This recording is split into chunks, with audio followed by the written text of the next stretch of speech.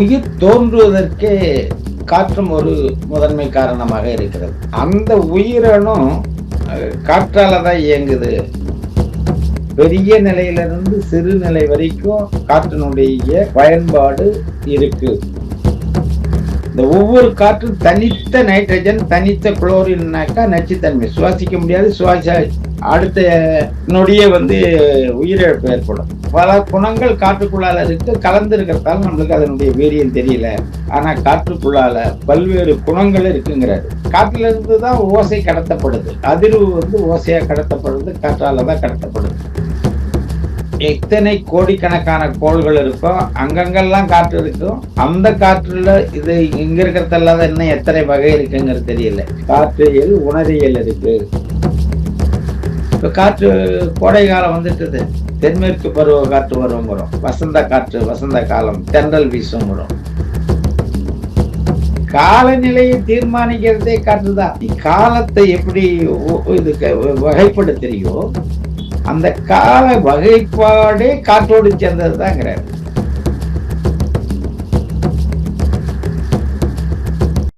நம்ம பண்ணை இயற்கை அங்காடி 100% இயற்கை வேளாண் தயாரிப்பு. தொடர்புக்கு 8774449299. உலகில் எங்கு பிறப்பினும் தமிழ் கற்கலாம், கற்பிக்கலாம். Learn and teach Tamil from worldwide. அவையார் பாடசாலை.org. வணக்கம். டிஎன் மீடியா நேயர்களுக்கும் டிஎன் மீடியா ஊடகத்திற்கும் பையந்தழி ஆசிவகத்தில் அருட்பாவில் ஆசிவகம் என்ற இந்த தலைப்பை செவிமடுக்கின்ற எம் தமிழ் சொந்தங்களுக்கு எனது அன்பான வணக்கத்தை உரித்தாக்குகின்றேன். ஐயா வள்ளலார் அவர்களின் அருட்பாவில் 6ஆம் திருமுறையில் ஆசிவக மெய்யியல்கள் மிக விரிவாக ஆழ்ந்து விவரிக்கப்பட்டுள்ளது என்பதை முன்பு பார்த்தோம். அதில் ஆசிவகம் சார்ந்து என்னென்ன தரவுகள் இருக்கிறது, ஐம்பூதத்தை பற்றி என்ன கூறியிருக்கிறார் என்பதை பற்றி இதற்கு முன்பு 4 பதிவு போட்டுள்ளோம். 5 பூதங்களை பற்றியும் பொதுவாக அவர் கூறிய கருத்து ஒரு பதிவாகவும், நிலம் மண் சார்ந்து ஒரு பதிவும், நீர் சார்ந்து ஒரு பதிவும், தீ சார்ந்து ஒரு பதிவும் ஆக பொதுவாக ஒரு பதிவு, நிலம், நீர், தீ இது சார்ந்த 3 பதிவு, 4 பதிவுகள் போட்டிருக்கின்றோம். ஐம்பூதங்களில் 3 தரவுகள் கொடுத்தாகிவிட்டது. அடுத்ததாக வழி, அடுத்து வெளி. அந்த வழிங்கிற ஒரு பதிவு வரும் 5வது பதிவாக. அடுத்தது வெளி. அதற்கு அடுத்தது வெளியின் அமைப்புகள். வெளி என்பது விண்வெளி அப்படின்னு சொல்லணும். அதுதான் ஆங்கிலத்துல கேலக்சி அப்படிம்போம். அதுக்குள்ளால என்ன எவ்வளவு கட்டமைப்புகள் இருக்குங்கிறத அதையும் ஒரு 2 பதிவு வரும்னு நினைக்கிறேன், பார்த்துரும். இன்னைக்கு இந்த பதிவுல வழி, காற்று பற்றி எம்பெருமான் என்ன கூறியிருக்கிறார் என்பதை பற்றி 6ஆம் திருமுறையிலே கூறியிருப்பதை பார்ப்போம். காற்றிடை அசையியல், கலையியல், உயிரியல், ஆற்றலின் அமைத்த அருட்பெரும் ஜோதி. எடுத்ததுமே எல்லாத்தையும் கொடுக்கிறார். காற்றிடை அசையியல், கலை இயல், உயிர் இயல், ஆற்றலின் அமைத்த அருட்பெரும் ஜோதி. அசையியல், இயற்கையியல். அசைதல், இயற்கையியல். காற்று இயங்கிக் கொண்டே இருக்குது, இயங்கச் செய்யுது. உயிருள்ள பொருள்களை இயங்கச் செய்வது காற்றுதான். காற்று ஓட்டம் இல்லைன்னாக்கா இயக்கம் இருக்காது. அப்ப காற்றிடை அசையியல். கலையியல். கலை என்றால் பொருட்கள். இந்த இடத்துல நம்ம உயிரின் உடல்கள் என்று எடுத்துக்கலாம். கலையும் போது உடல், உடல்னாக்க வெற்றுடல்ல உயிரோடு இருக்கின்ற அனைத்து உயிரினுடைய தாவரங்கள், விலங்கினங்கள், இப்படி அனைத்தினுடைய உடல்களை எடுத்தீங்கன்னாக்கா இந்த உடல் இயக்கம், உடல் வளர்ச்சி, உடல் தோற்றம் அனைத்துக்குள்ளாலேயும் காற்று பங்கு பெறுகிறது. வளி பங்கு பெறுகிறது. அப்ப கலையியல். அடுத்தது உயிரியல். உயிர் தோன்றுவதற்கே காற்றும் ஒரு முதன்மை காரணமாக இருக்கிறது. ஐம்பூதங்களில் காற்றும் ஒரு முதன்மை காரணமாக தோன்றுவதற்கும், தோன்றிய பின் இயங்குவதற்கும், உயிர் இயங்குவதற்கும் அடிப்படை காரணமாக காற்றே இருக்கிறது. அதுதான் காற்றிடை அசையியல், இயற்கையியல், கலையியல், உடல் உருவாவதற்கு அது காரணமா இருக்கு. வளர்ச்சி தாவரங்களோ உயிரினங்களோ சிறிதாய் தோன்றி பெரிதாய் வளர்வதற்கு அந்த உடல் கட்டமைப்புக்குள்ளால காற்றும் சேர்ந்து பாடாட்டுகிறது. அதுதான் கலையியல்ங்கிறாரு. அந்த உயிர் இயக்கத்திற்கும் இந்த காற்று பயன்படுகிறது. காற்று முகமையாக இருக்கிறது. எனவேதான் காற்றிடை அசையியல், கலையியல், உயிரியல், ஆற்றலின் அமைத்த அருட்பெருஞ்சோதி, மீதியாக அதை உள்ளடக்கிய சோதியேங்கிறார் சிவத்தார். காற்றிடை பூயியல், கருதுரு திரவியல், ஆற்றலின் வகுத்த அருட்பெருஞ்சோதி. காற்றிடை பூயியல். பூ என்றால் பிறப்பு என்ற பொருள் உண்டு. அப்ப காற்றிடை பூயியல், பிறப்பியல், அனைத்து உயிர்களும், மண்ணில் உள்ள அனைத்து உயிர்களும் பிறப்பதற்கு, தோன்றுவதற்கு காற்று முகமையானதாக இருக்கிறது. அப்ப காற்று இல்லைன்னா பிறப்பு இல்லைங்கன்னு தான் அவர் சொல்ல வர்றார். காற்றிடை பூயியல், கருதுரு திரவியல். கரு தோன்றுவதற்கான ஒரு உயிரணு இருக்குல்ல, அந்த உயிரணும் காற்றாலதான் இயங்குது. அதுவே காற்று இருந்துதான் இயங்குதுங்கிறார். கருதுரு திரவியல், ஆற்றலின் வகுத்த அருட்பெருஞ்சோதி. அது இங்க எப்படி என்ன, ஒரு ஆண்பாலினமும் பெண்பாலினமும் சேர்க்கையின் போது கரு தோன்றுவதற்கு இந்த காற்றும் அதனுடைய ஊடே பணியாற்றுகிறது. அந்த திரவத்தில் காற்றும் ஊடாடி இருக்கிறதுங்கிறத அவர் சொல்ல வர்றார். காற்றிடை புவியியல், கருதுரு திரவியல், ஆற்றலின் வகுத்த அருட்பெருஞ்சோதி. காற்றினில் ஊரியல், காட்டுரு பலபல, ஆற்றலின் அமைத்த அருட்பெருஞ்சோதி. காற்றினில் ஊரியல். ஊரியல் என்றால் உணர்வு. இப்ப காத்து அடிக்குதா அடிக்கலையாங்கிறத நம்ம எப்படி கண்ணால பார்க்க முடியாது, வேற எந்த வகையிலையும் உணர முடியாது. ஆனா உடல் உணரும். அப்பா சில்லுன்னு இருக்கு, வெக்கையா இருக்கு, இப்படி அந்த அந்த தட்பவெட்ப நிலையை உடல்கள் உணரும். அப்ப அந்த உணரக்கூடிய நிலை இருக்குல்ல, அது அந்த காற்றுல தான் இருக்குங்கிறாரு. காற்றினில் ஊரியல், காட்டரு பலபல, ஆற்றலின் அமைத்த அருட்பெருஞ்சோதி. அந்த உணர்வு பல்வேறு வகைப்பட்டதாக இருக்குங்கிறார். காற்றினில் பெருநிலை கருநிலை அளவில, காற்றினில் பெருநிலை கருநிலை அளவில, ஆற்றவும் வகுத்த அருட்பெருஞ்சோதி. ஆற்றவும் முற்றவும் காற்றினில் பெருநிலை கருநிலை.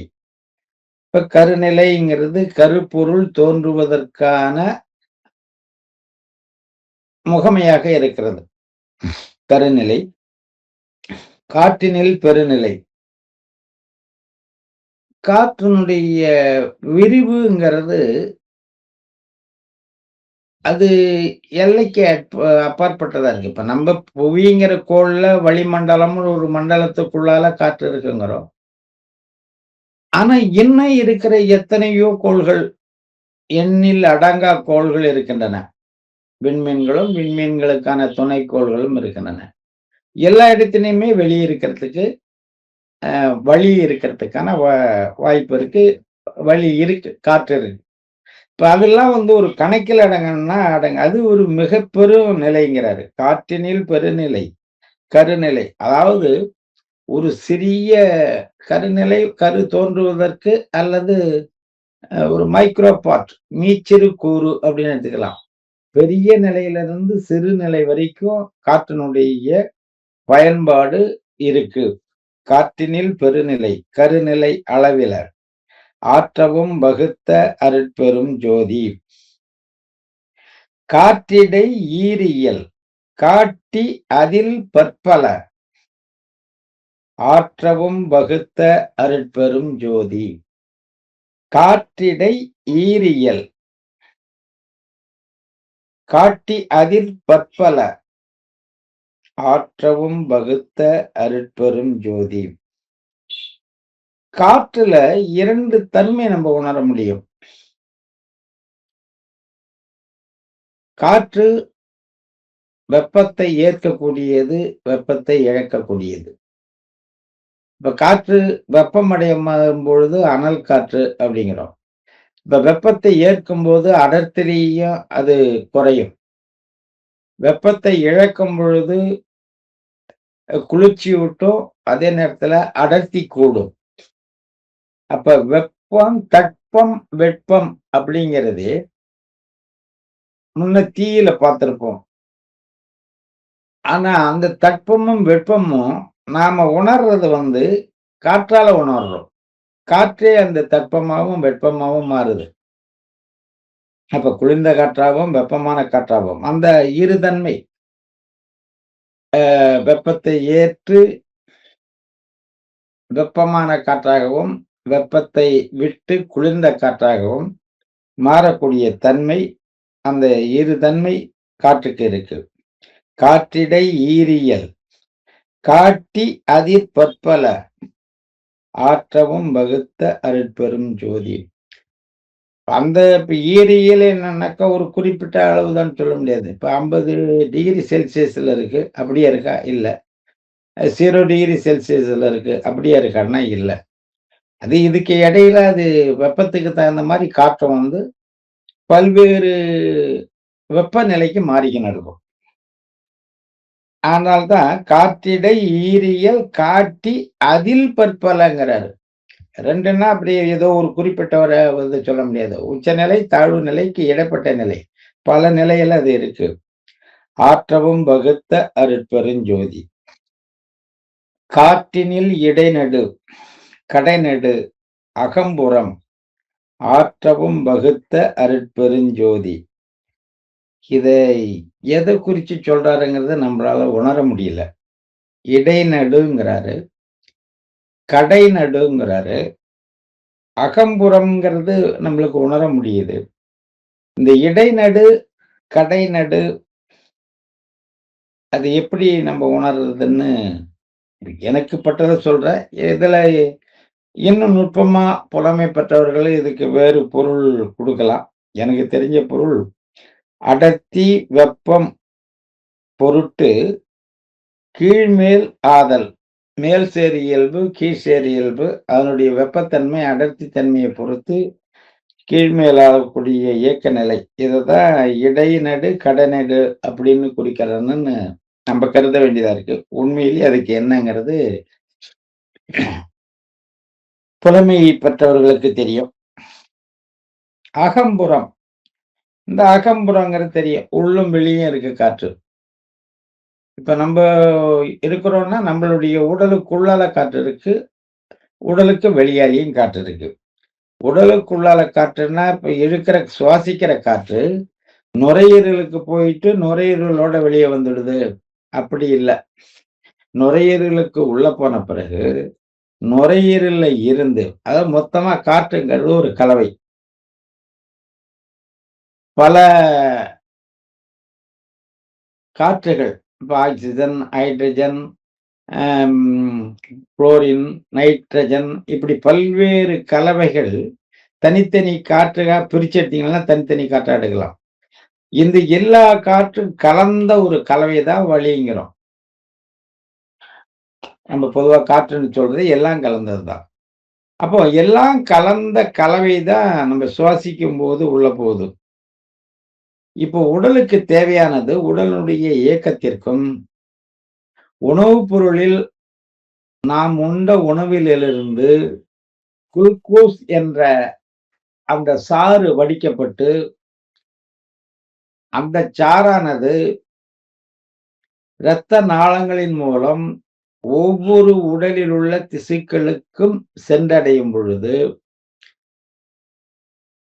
அந்த சாறு, உயிர்ச்சாறு அல்லது இந்த குளுக்கோஸ்ன்னு சொல்லக்கூடிய நீங்க என்ன உணவ எடுத்துக்கினாலும் அது அந்த தன்மையில தான் உடலுக்குள்ளால செல்லுக்கு போய் சேர்க்க முடியும். நீங்க கறிய சாப்பிட்டாலும் சரி, நீங்க மரக்கறி உணவு எடுத்துக்கினாலும், நீர் பொருளா சாப்பிட்டாலும், கட்டி பொருளா எடுத்துக்கினாலும், எல்லாமே குளுக்கோஸ் என்றக்கூடிய அந்த உயிர்ச்சாறு நிலையில தான் அது போய் சேரணும். இது ஒவ்வொரு செல்லினுடைய பகுதிக்கும் இந்த இரத்த நாளங்களின் மூலம் இரத்தத்தோடு கலந்து அது சென்றடையும் பொழுது, இந்த உயிர்ச்சாறுங்கிறது தான் எரிபொருள். இந்த எரிபொருள் எரிக்கப்படும் பொழுது அதில் இருந்து வெளிப்படும் ஆற்றல் தான் செல்களை இயக்குகிறது. அந்த செல் இயக்கம் தான் உடல் இயக்கம். நீங்க இருக்கிற கைய மேல தூக்கணும்னா, அது பாட்டுக்கு கை சும்மா தூக்கி வந்துடல. நீங்க ஏற்கனவே உண்ட உணவுல இருந்து அந்த கையில் உள்ள இந்த கையை தூக்குவதற்கான அத்தனை உள்ளுறுப்புகள், நரம்பு, தசை, இந்த எலும்பு இவைகளுக்கு ஊடே இருக்கக்கூடிய உயிர் செல்லுகளுக்கு இடையில் இந்த உயிர்ச்சாறு சென்றடையும் பொழுது, இதனூடே உயிர்காற்று, உயிர் வழி ஆக்சிஜன்ங்கிற இது மொத்த கலவையில இருந்து அதை மட்டும் நுரையீரல பிரிச்சு கொடுக்கறது அவங்க வேலை. இவங்களும் உள்ள போய் இந்த காற்றால் எப்படி இன்னைக்கு வண்டியில பெட்ரோலை வந்து நம்ம தீ வச்சு எரிக்கும் பொழுது அது காற்றோடு கலந்து தான் எரியும். இப்போ வண்டியினுடைய கார்பரேட்டர்ல பார்த்தீங்கன்னா பெட்ரோல் போறதுக்கு ஒரு வழி இருக்குன்னாக்கா காற்று போறதுக்கு ஒரு வழி இருக்கும். ஆக்சிஜன் உள்ள கிடைச்சாதான் அது எரிய முடியும், இல்லைன்னா எரியாது. அப்படி உடலுடைய அந்த உள்ள இருக்கிற செல்லுல அந்த உயிர்ச்சாறு ஆக்சிஜன் உயிர் காற்றை எடுத்து அது எரிந்து அதில் வெளிப்படும் ஆற்றலை கொண்டுதான் அந்த உயிர் செல்லானது இயங்குகிறது. அந்த இயக்கம்தான் கைய மேல தூக்குன்னா அது தூக்குறதுக்கான அனைத்து வேலைப்பாடும் அந்த ஆற்றலில் இருந்து தான் கிடைக்குது. இப்படி உடல்ல இருக்கிற ஒவ்வொரு இயக்கத்துக்கும் காற்று உள்ள போகணும், அந்த காற்றுல உயிர் காற்றை பிரிச்சு எடுக்கணும், உணவனுடைய சாறு உள்ள போகணும், இது எரிக்கப்படணும், இதுல இருந்து செல்களும் தன்னை புதுப்பிச்சுக்கணும், தன்னை உயிரா வச்சுக்கணும், அதனுடைய கட்டமைப்புகளையும் வளர்த்தெடுக்கணும், நமக்கான உறுப்புகளின் இயக்கத்தையும் கொடுக்கணும். இப்ப இவ்வளவுக்கும் எங்க போகுது காற்று பாருங்க. வெளியில காற்று இருக்கு. அகமும் புறமும்ங்கும் பொழுது அகத்துக்கு உள்ள போகுது, தெரியுது நம்மளுக்கு, மூச்சு விடுறோம். அப்ப நுரையீரலுக்கு போகுது, வெளியே வந்து விடுது, இவ்வளவுதான் நம்மளுக்கு தெரியுது. அப்ப நுரையீரல இருந்து உயிர்காற்று மட்டும் தனியே பிரிக்கப்பட்டு அது இரத்த நாளங்களின் வழியே குருதியோடு கலந்து உடலில் உள்ள ஒவ்வொரு செல்களுக்கும் சென்று அங்கே உயிர்ச்சாறை எரிப்பதற்கு இந்த காற்று பயன்பட்டு அந்த ஆற்றலை கொண்டுதான் செல்கள், உடல் உறுப்புகள் செல் இயக்கம் தான் உறுப்பு இயக்கம் இயங்குகிறது. அந்த எரிக்கப்படும் பொழுது ஏற்படும் கழிவுதான் உயிர் வழி கரிய வழியாக மாறுகிறது. கார்பன் டை ஆக்சைடாக கரி வழியாக மாற்றம் பெறுகிறது. எரிந்த பிறகு அந்த உயிர்ச்சாறும் கழிவுச்சாறாக வெளியேற்றப்படுகிறது. இதை பிரிக்கிற வேலை தான் சிறுநீரகம். நீர் பொருட்டு கழிவு நீர்களை சிறுநீரகம் பிரிச்சு எடுக்குது. கரிய வாயு வந்து மீண்டும் நுரையீரலுக்கு வந்து வெளியேற்றி விடுது. அடுத்தது இப்ப அந்த காற்று அகம்ங்கும் போது எது வரைக்கும் உள்ள போயிருங்கிறத மிக ஊன்றி நம்மளுக்கு கொடுக்கிறாரு. காற்று என்னமோ வெளியில தான் காற்று அடிக்கன்னு நினைச்சிருக்காங்க. உள்ள இருக்கு, உள்ள எது வரைக்கும் அது போகுது அப்படிங்கிறத காற்றினில் இடைநடு கடைநடு அகம் புறம் உள்ளும் வெளியும் ஆற்றவும் வகுத்த அருட்பெருஞ்சோதி. மிக அருமையாக வகுத்த அருட்பெருஞ்சோதி. காற்றினில் குணம்பல, கணம்பல, வனம்பல ஆற்றலின் அமைத்த அருட்பெருஞ்சோதி. காற்றினில் குணம்பல, காற்றினில் அது குணம்னா தன்மை. இப்ப நீங்க பொதுவா காற்று இருக்கும், இந்த ஒவ்வொரு காற்றையும் தனித்தனியா பிரிச்சு எடுத்தீங்கன்னா அதுக்கு தனியா இருக்கும், குணங்கள் தனியா இருக்கும். இப்ப கார்பன் டை ஆக்சைடு பிரிச்சு எடுத்தீங்கன்னா எரியிற தீயையும் அணைச்சிடும். அது ஆக்சிஜனே இல்லாத இடத்துல ஒரு உயிர் உள்ள பொருளை நீங்க வச்சீங்கன்னாக்கா உடனே அது உயிர் போயிடும். ஒரு கார்பன் டை ஆக்சைடு இருக்கிற ஒரு குடுவைக்குள்ளால நிறுத்தினீங்கன்னா போயிடும். அப்ப கார்பன் டை ஆக்சைடு உயிர் இயக்கத்துக்கு நேர் எதிராக இருக்கு. அதே போல குளோரின், நைட்ரேட் எல்லாமே நச்சுத்தன்மை உள்ளது. இப்போ சில தொழிற்சாலைகள்ல வேதிப்பொருள்கள் உருவாக்கக்கூடிய நச்சுப்பொருள் உருவாக்கக்கூடிய பூச்சிக்கொல்லி மருந்து உருவாக்கக்கூடிய தொழிற்சாலைகள்ல இந்த மாதிரி அமிலங்கள் இருக்கும். குளோரின், ஹைட்ரோகுளோரிக் அமிலம், நைட்ரேட் அமிலம், அந்த மாதிரி சிட்ரிக் அமிலம், இந்த இதுக்கெல்லாம் இந்த குளோரின், நைட்ரஜன் இந்த காற்றுகளை தனியா பிரிச்சு எடுத்து தான் தயாரிப்பாங்க. இந்த ஒவ்வொரு காற்றும் தனித்த நைட்ரஜன், தனித்த குளோரின்னாக்கா நச்சுத்தன்மை, சுவாசிக்க முடியாது. அடுத்த நொடியே உயிரிழப்பு ஏற்படும். இப்ப அததான் சொல்றாரு, காற்றினில் குணம்பல, எல்லா குணமும் சேர்ந்த காற்று தான் கலந்து இருக்கு. நீங்க தனித்தனியா இப்ப அணுகுண்டு சேரிக்கூடிய தோரியம், புளுட்டோனியம் போன்ற பொருள்கள், ரேடியம்லாம் கலந்து மண்ணில் இருக்கும்போது நம்மளுக்கு தெரியல, அது வீரியம் தணிக்கப்பட்டிருக்கு. அந்த அணுக்களை மட்டும் தனித்து பிரித்தெடுத்து அந்த தனிமங்களை நீங்க உருவாக்கும் பொழுதுதான் அது வீரியமிக்கதா ஆகுது. அப்படிதான் இது பல குணங்கள் காற்றுக்குள்ளால இருக்கு, கலந்து இருக்கிறதால நம்மளுக்கு அதனுடைய வீரியம் தெரியல. ஆனா காற்றுக்குள்ளால பல்வேறு குணங்கள் இருக்குங்கிறாரு. காற்றினில் குணம்பல, தன்மைகள் பல, கணம்பல, வகைகள் பல. சொன்னல, ஹைட்ரஜன், ஆக்சிஜன், குளோரின், நைட்ரஜன், இந்த மாதிரி பல்வேறு வகை காற்றுக்குள்ளால சேர்ந்து ஒரு கலவையா இருக்குங்கிறாரு. வகை பல, கணம்பலன்னா வகைகள், வனம்பல ஓசைகள். வனம் என்பது ஓசை. காற்றுல இருந்துதான் ஓசை கடத்தப்படுது. அதிர்வு ஓசையா கடத்தப்படுது, காற்றாலதான் கடத்தப்படுது. அதுவும் பல்வேறு வகை இருக்கு. ஓசைன்னா ஒரே ஓசை இல்லை. நம்ம ஓசையை இசைக்குள் கொண்டு வரும் பொழுது 7 சுரங்களுக்குள் அதை கட்டுப்படுத்தணும். அந்த 7 சுரங்களும் ஒன்றோடு ஒன்று இணையும் போது இன்னும் பல்வேறாக அது மாறுகிறது. அப்போ ஒரு ஒளி 7 வண்ணங்களாக முப்பட்ட பிரிகையில் கொண்டு செல்லும் பொழுது மாறுகிறது. ஆனா அந்த 7 வண்ணம் என்பதும் அந்த வண்ண வேறுபாடு ஒரு வண்ணமும் கலக்கும் போது அந்த கலவையினுடைய விழுக்காட்டை பொறுத்து பல்வேறு வண்ணங்கள் கொண்டு போறோம். இன்னைக்கு வண்ணங்களுக்கு எவ்வளவு எண்ணிக்கைன்னு சொல்ல முடியாது, அந்த அளவுக்கு இன்னைக்கு வண்ணங்கள் இருக்கு. அப்படித்தான் இந்த காற்றில் இருக்கக்கூடிய ஓசையினுடைய தன்மைகளும் இதுதான் ஓசைன்னு குறிப்பிட்டு சொல்ல முடியாது. அந்த எண்ணிலடங்கா ஓசைகள் இருக்கின்றன. அப்ப காற்றினில் குணம்பல, கணம்பல, வகைகள் பல, தன்மைகள் பல, வகைகள் பல, ஓசைகள் பல அப்படிங்கிறார். காற்றினில் குணம்பல, கணம்பல, வனம்பல ஆற்றலின் அமைத்த அருட்பெருஞ்சோதி, மிகுதியாக அமைத்த அருட்பெருஞ்சோதி அப்படிங்கிறார். காற்றிடை சக்திகள் கணக்கில, உழைப்பில ஆற்றவும் அமைத்த அருட்பெருஞ்சோதி. காற்றிடை சக்திகள் கணக்கில, எத்தனை ஆற்றல் இருக்கு காற்றுல, என்னென்ன வகையா காற்றுக்குள்ளால காற்று பயன்படுது. காற்று எதை எதையெல்லாம் உருவாக்குது, எதை உருவாக்குவதற்கான ஆற்றல்கள் எத்தனை இருக்கு, எப்படி எண்ண முடியாதுங்கிறாரு.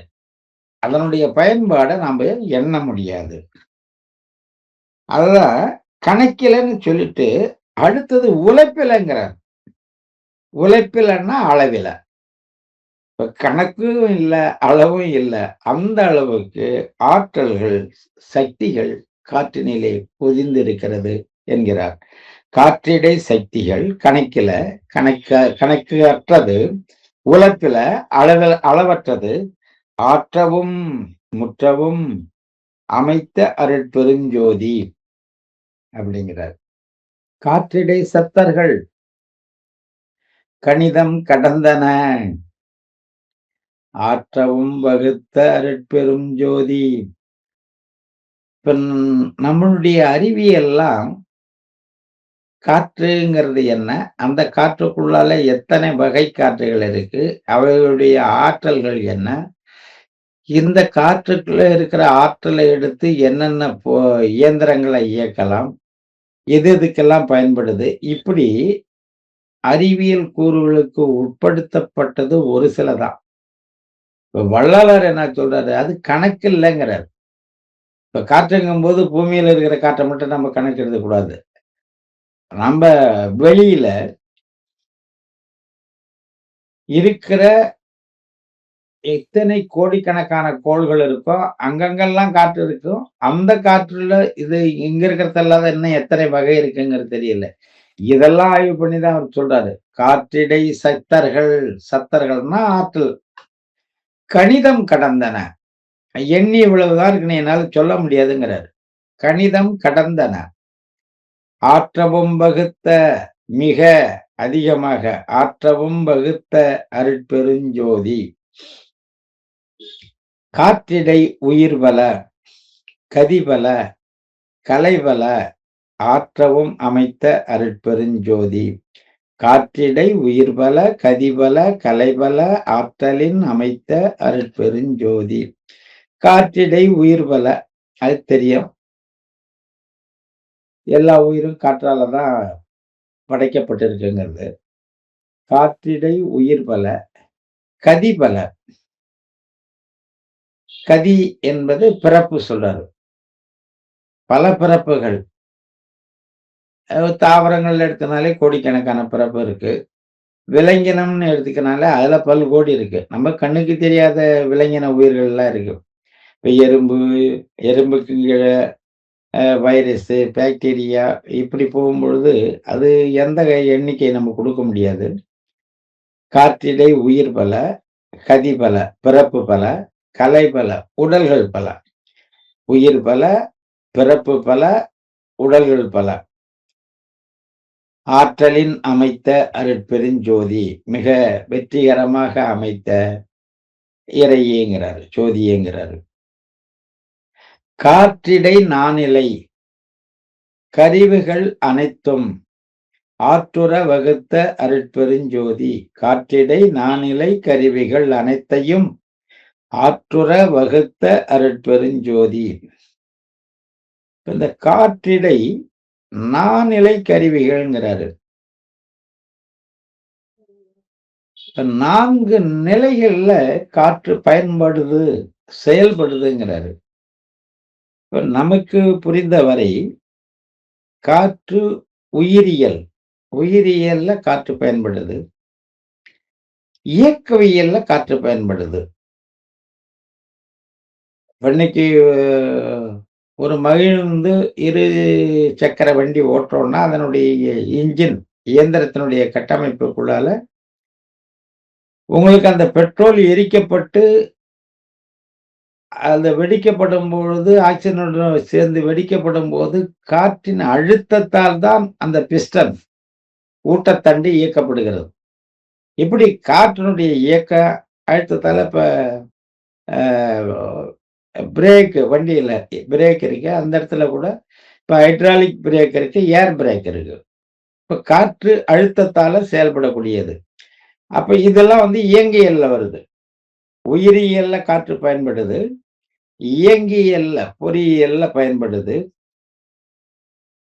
தன்மை, தன்மை, குளிர்மை, குளிர்ந்த நிலையில காற்று பயன்படுது. வெம்மை, வெப்ப நிலையில பயன்படுது.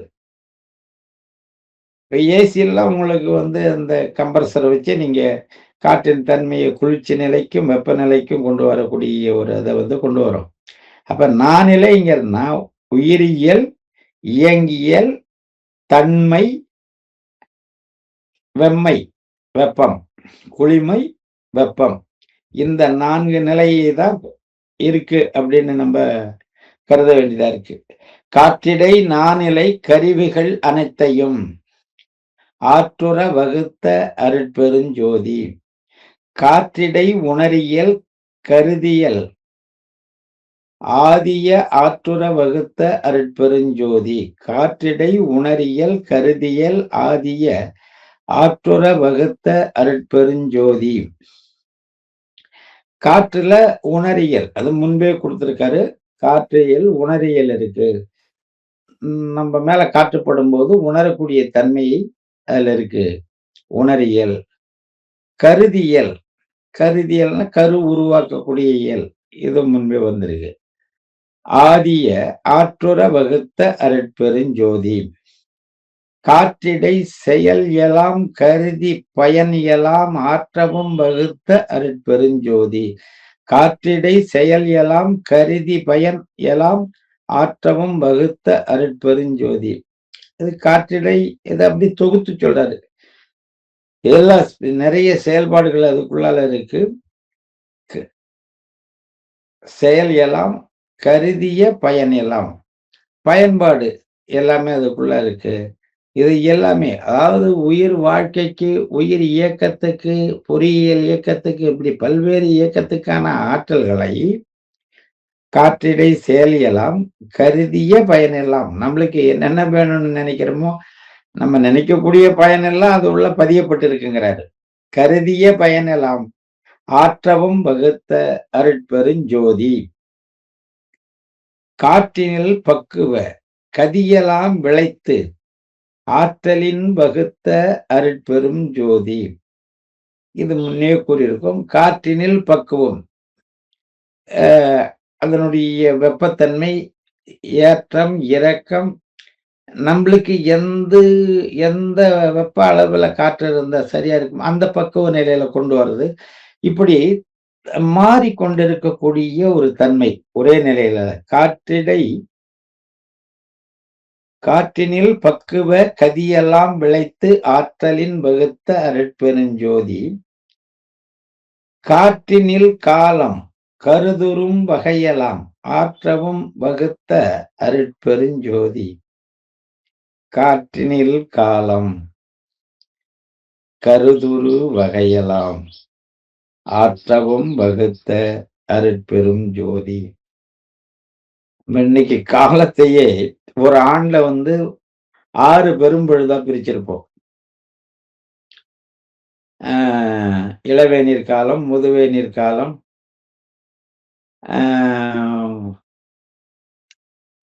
கார்காலம், வசந்த காலம், கார்காலம், முன்பனி காலம், பின்பனி காலம் அப்படின்னு. இப்ப இந்த காலங்களே காற்றை பொறுத்து தான் அமையுது. இப்ப வாடை காற்று அடிக்குது. இப்ப ஆரம்பிக்குது. இப்ப வர மார்கழி மாதத்துல இருந்து முன்பனி காலம் துவங்குது. மார்கழி, தை முன்பனி காலம், சித்திரை, வைகாசி பின்பனி காலம், ஆடி, சித்திரை, வைகாசி, ஆனி, ஆடி, இளவேநீர். இப்படி இந்த காலங்களே காற்றாலதான் உருவாக்கப்படுதுங்கிறாரு. இப்ப காற்று கோடை காலம் வந்துட்டது, தென்மேற்கு பருவ காற்று வருங்கிறோம். வசந்த காற்று, வசந்த காலம், தென்றல் வீசுங்கிறோம். இப்ப வாடை காற்று, இப்ப குளிர்காலம் வரும்பொழுது வாடை காற்று வடகிழக்குல இருந்து காற்று வருது. இது பனியை சுமந்து வருது. இமயமலை சாரல் பகுதியிலிருந்து வடகிழக்குல இருந்து வரும் பொழுது பனியை சுமந்து வருவதால நம்மளுக்கு மழை இருக்காது, ஆனா குளிர் இருக்கும், பனி இருக்கும். அப்ப இந்த காற்றே காலநிலையை தீர்மானிக்கிறதே காற்றுதான் அப்படிங்கிறாரு. இப்ப காற்றை அசைய வைத்து முன்னாடி வான்கணியர்கள், நமது பெருஞ்சித்தர்கள் கற்ப ஓட்டம்னு சொல்லுவாங்க. அது ஒரு குறிப்பிட்ட திங்கள்ல வானத்துல மேக ஓட்டங்கள் எவ்வாறு ஓடுகிறது என்பதை உட்கார்ந்து கணிப்பாங்க. அந்த 1 மாதம் முழுக்க அந்த கற்ப ஓட்டத்த கணிப்பாங்க. கணிச்சிட்டு அந்த கற்ப ஓட்டத்தினுடைய தன்மையை பொறுத்து வர ஆண்டுல எந்தெந்த நாளையில எவ்வளவு மழை பொழியும் அப்படிங்கிறத குறிப்பெடுப்பாங்க. கணிச்சு எடுத்துடுவாங்க. அதான் கணியர்கள். கணிச்சிடுவாங்க. அவங்க கணிச்ச அளவுல தான் அந்த மழை இருக்கும். அப்ப இந்த இந்த கணிப்புக்கு காரணமா இருக்கிறதே காற்று தான். அந்த காற்று தான் மேகமண்டலத்த கொண்டுகின்னு வருது. அதனுடைய வேகம், அதனுடைய திசை, அதனுடைய போக்க வைத்து வர ஆண்டுல எந்தெந்த நாளையில எவ்வளவு மழை பொழியுங்கிறத கணிச்செடுக்கிறாங்க. அப்ப இததான் அவரு சொல்றாரு. காற்றினில் காலம் கருதுரு வகையெல்லாம். நீ காலத்தை எப்படி இது வகைப்படுத்துறியோ, அந்த கால வகைப்பாடே காற்றோடு சேர்ந்ததுதாங்கிறாரு. காற்றினில் காலம் கருதுரு வகையெல்லாம் ஆற்றவும் வகுத்த அருட்பெருஞ்சோதி.